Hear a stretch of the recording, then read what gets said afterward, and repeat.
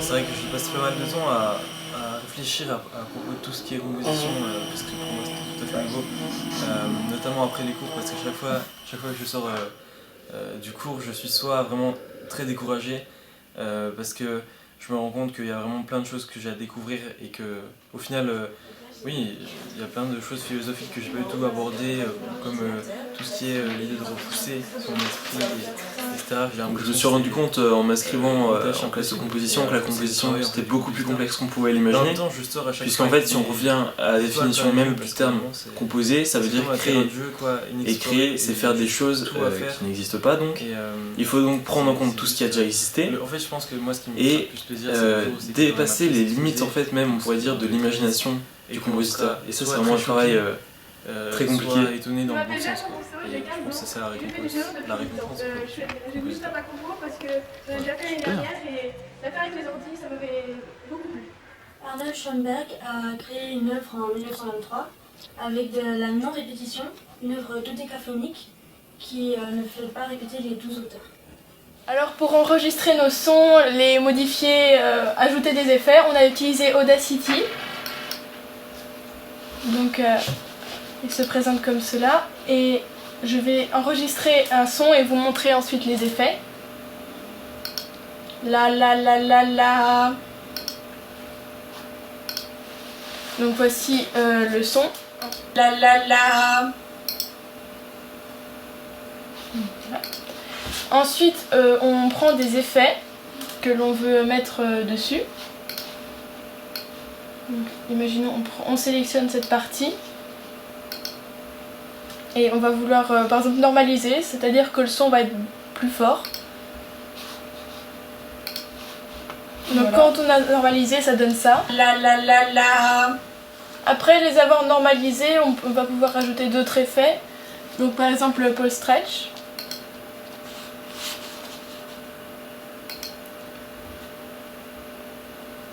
Qui va allonger le son.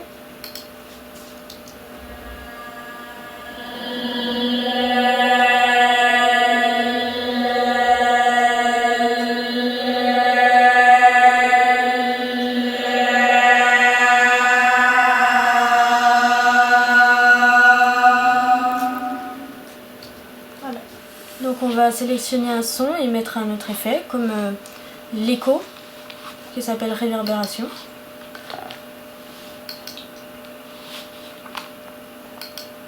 Et voilà ce que ça nous donne.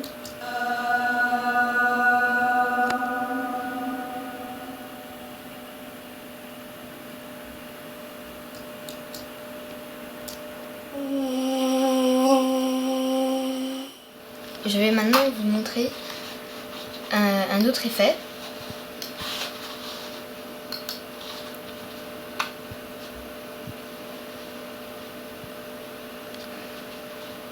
C'est l'égalisation.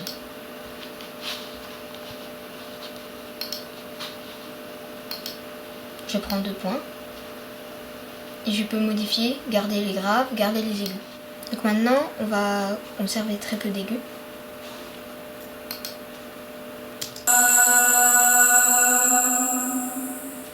L'effet modifie le timbre.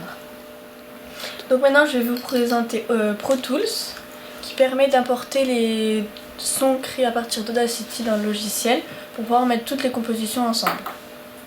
Donc voilà, ça c'est toutes nos compositions qu'on peut facilement déplacer, comme ça, qu'on peut couper, déplacer. Donc je vais vous montrer une petite création, parce qu'on a un petit passage. Donc là on voit la table de mixage numérique où chaque séquence peut être contrôlée. Et là on voit les enveloppes de chaque son qui sont disposées sur ce logiciel professionnel. Donc je vais par exemple faire écouter un petit passage.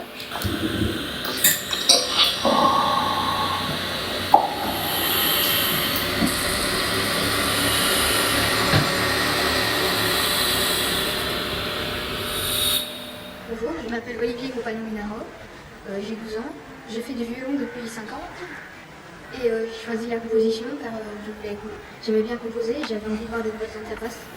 On est parti d'une séquence à la bouche, comme celle-ci.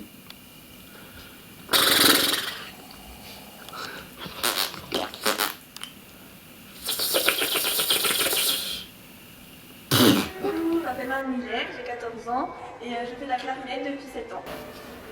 Pour la classe de composition, nous avons un iMac de dernière génération qui est relié à une carte son multipiste, qui est elle-même reliée à une table de mixage multipiste, reliée à 4 enceintes dissimulées dans les 4 coins de la salle. Elles sont dans les 4 coins de la salle pour pouvoir travailler dans l'espace du son. Nous avons un microphone de très haute qualité professionnelle Neumann. Il nous a servi pour enregistrer. Nous avons aussi un vidéoprojecteur de très haute qualité. Un ensemble de sons qui forment un bruit par la non-répétition de... Nous sommes dans la classe de composition assistée par ordinateur qui intègre de nouvelles technologies. Donc nous avons à notre disposition des ordinateurs qui nous permettent de créer nos pièces. Pour créer nos pièces, on a eu un cahier des charges. Le cahier des charges nous demandait de respecter certaines règles, comme le bruit, la non-répétition et le fait d'intégrer des bruits de bouche. Moi je pensais que composer c'était vraiment ce qu'on voit à la télé en fait, c'est le gars sur son piano qui arrange des notes ensemble et le but c'est de transmettre une émotion. Mais en fait c'est pas ça, c'est plus, je dirais, s'amuser à créer et parce qu'au final ce qu'on a l'habitude d'entendre à la radio, il n'y a rien de nouveau et ça n'a rien d'extraordinaire en fait. Alors que le compositeur lui, il repousse son travail et c'est vraiment quelque chose de fabuleux et très amusant en même temps qui peut être décourageant, c'est de toujours repousser les limites. Bonjour, je m'appelle Robin Lassiette, j'ai 15 ans et je fais de la trompette depuis maintenant 8 ans. Donc le cluster, c'est une grappe de notes qu'elles sont tellement proches en fait qu'elles sont confuses, ça forme un bruit en fait. Et alors cette technique a été utilisée pour la première fois, vraiment dans la musique, c'est par Cowell, un Américain, en 1912, dans une pièce qui s'appelle 3 petites légendes irlandaises. Je m'appelle Rémi Martin, j'ai 17 ans et ça fait maintenant 7 ans que je fais de la guitare. J'ai choisi de m'inscrire à l'option composition parce que j'avais envie d'avoir une nouvelle approche de la musique.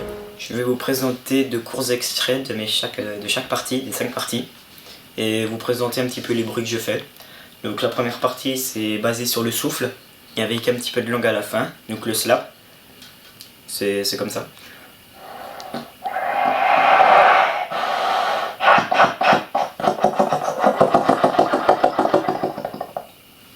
Voilà. La deuxième partie consistait de flat, donc c'est surtout la langue qu'on fait vibrer dans la bouche.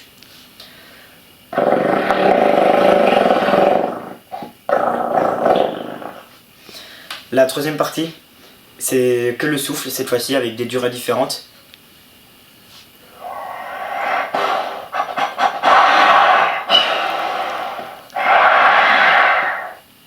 Voilà. La quatrième partie, c'est surtout le bruit du zombie. Donc, comme je disais tout à l'heure, c'est un gémissement en inspirant. Donc c'est basé plutôt dans la gorge ici, auprès des cordes vocales, où on fait un bruit assez bizarre mais qui est plutôt marrant.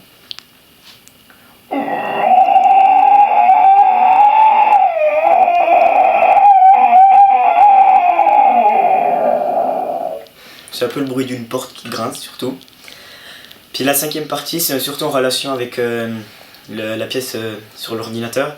Parce qu'à un moment, sur la pièce de l'ordinateur, ça fait un bruit, enfin une hauteur. Et puis que je vais réaliser avec l'embouchure parce que ce sera en cohérence avec l'ordinateur.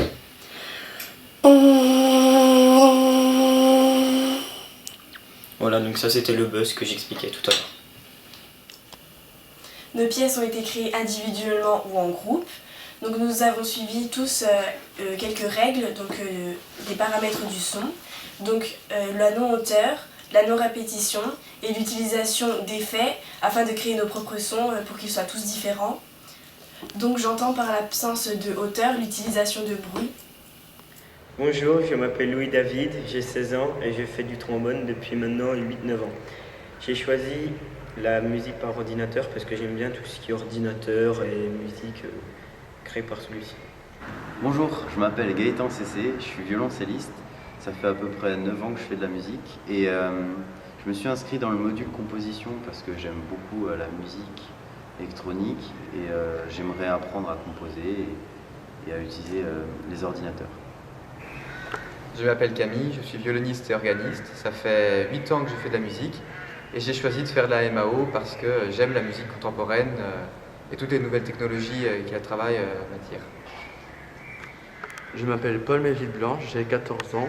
Ça fait 7 ans que je fais de la musique. J'ai choisi de faire MAO pour une ouverture sur la musique. Bonjour, je m'appelle Clotilde Robert. Ça fait déjà depuis 11 ans que je suis au conservatoire de Belfort. Je fais de la flûte traversière et j'ai décidé de commencer un nouveau cursus parce que je m'intéresse beaucoup à tout ce qui est technologique et je voulais avoir une nouvelle approche de la musique. Voilà. Bonjour, je m'appelle Clotilde, j'ai 14 ans, ça fait 7 ans que je fais du violon au conservatoire et j'ai décidé de faire de la composition assistée par ordinateur car je voulais découvrir de nouvelles choses et de nouvelles musiques. Bonjour, je m'appelle Victoria Arcangeli, je pratique la flûte traversière depuis 8 ans. J'ai décidé de faire musique accompagnée par ordinateur pour découvrir de nouvelles façons de composer. Nous avons créé une pièce électroacoustique, donc c'est-à-dire qu'on l'a créée avec un ordinateur et elle est diffusée par des enceintes. Il y a plusieurs personnes qui ont fait ça, comme Pierre Schaeffer. Donc voilà, moi je suis en train de travailler en ce moment sur le cahier des charges à partir de l'idée de la non-répétition. Je m'y suis pris d'une manière un peu différente puisque je suis en classe de composition. J'ai donc pu comprendre un peu, on m'a expliqué du moins tous les paramètres du son, j'ai moi-même fait quelques expériences. Et du coup, pour approcher la non-répétition, je me suis dit qu'il fallait en fait varier chaque paramètre qui nous était permis. Donc en l'occurrence dans le cahier des charges on enlève le paramètre de la hauteur d'un son puisqu'on est censé faire des bruits et faire varier chacun de ces paramètres. Donc ce sera la spatialisation, l'intensité et la durée notamment. Je vais essayer de faire varier ces paramètres sur peu de sons parce que je sais que plus il y a d'éléments, enfin je me suis rendu compte que plus il y avait d'éléments, plus ça serait difficile à contrôler et il y aura peut-être possiblement une répétition qui s'installera. Donc voilà, j'ai du coup fait un petit schéma pour essayer de mettre en application cette idée de non-répétition. J'étais parti sur l'idée d'avoir 3 sons distincts avec donc ici les nuances en bleu, non pardon, les durées en bleu, ici en violet les nuances et en rose la spatialisation.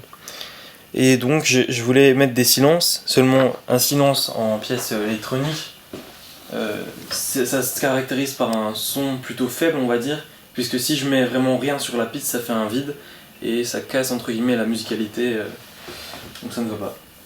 Et du coup là je me trouve face à un souci dans ma pièce, c'est que, je vais peut-être la faire écouter, tac.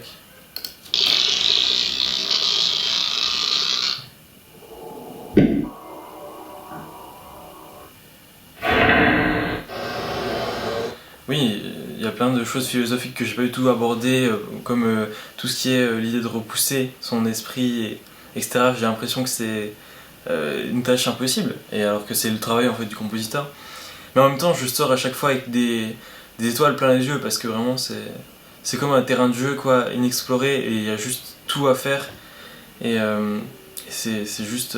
En fait, je pense que moi, ce qui me fera le plus plaisir, c'est le jour où c'est que j'aurai ma pièce exposée, donc ce qui va arriver très vite, et qu'on sera soit très choqué, soit étonné dans le bon sens quoi. Et je pense que c'est ça la récompense en fait du compositeur. Donc c'était Helmut Lachenmann qui en 1969 il a fait de la musique concrète instrumentale. Donc c'est-à-dire qu'il faisait avec des bruits sa musique et il a associé avec ça un violoncelle et il a appelé sa pièce Pression pour violoncelle. Dans l'eau. Bah oui, il joue pas dans l'eau, il joue à l'intérieur. En fait, il utilise son archet en frappant les cordes et il utilise son archet de façon pas originale. En fait, c'est pas en le frottant, c'est soit en tapant, soit en dessous des cordes, Il a utilisé toutes les parties du Voilà, c'est ça. Il sert de son violoncelle autrement que dans les manières classiques. C'est Luigi Russolo en 1913 qui a fait un orchestre à bruit. Parce qu'à cette époque, c'était l'invention des bruiteurs et c'était le commencement des artistes qui commençaient à faire des œuvres avec des bruits. C'est vrai que quand on a réuni toutes les œuvres, on trouvait ça curieux car malgré le fait qu'on avait tous la même, pas exactement la même base, mais la base de la voix, nos œuvres étaient complètement différentes. Mais il y avait quand même une unité, ça les rassemblait un peu quand même. Il y en a qui se rassemblaient et qui pouvaient bien se concorder. C'est grâce au cahier des charges, vu qu'on avait tous à peu près des consignes identiques, ça permettait de faire un lien. Et après, chacun avait sa propre création. Il y a des changements de tempo, de vitesse, Comme c'était basé sur la non-répétition, il n'y avait rien de pareil. Donc chaque fois, chaque seconde, il y avait quelque chose de différent. Même les silences, ils devaient être pas identiques, donc pas la même longueur forcément. J'étais étonnée du résultat de ma pièce car je ne m'attendais pas du tout à ça et vu que c'était la première fois que je faisais de la composition assistée par ordinateur. Donc on voit que la forme est imprévisible car les nuances et le débit du son est très différent. On peut aussi voir ici qu'il y a des tout petits silences. Je trouve ça extraordinaire car au niveau de ce qu'on avait au début, juste l'enregistrement de notre voix et ce que ça a donné là avec tous les effets, tout ce qui est différent, c'est incroyable.